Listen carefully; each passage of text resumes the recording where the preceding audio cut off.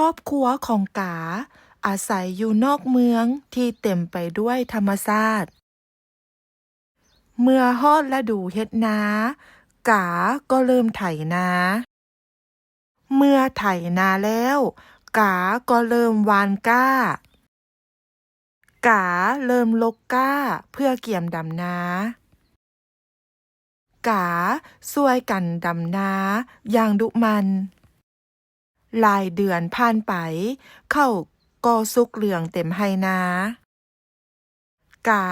ช่วยกันเกี่ยวข้าวกาช่วยกันขนข้าวขึ้นจากนากาช่วยกันพาดข้าวและตากข้าวครอบครัวของกาช่วยกันตำข้าวกาช่วยเก็บเมี่ยนข้าวขึ้นไว้ในเหล้าคือหอมแท้ข้าวนึ่งใหม่หอมหลายมากินข้าวหอมใหม่กับครอบครัวของพวกเฮาเด้อ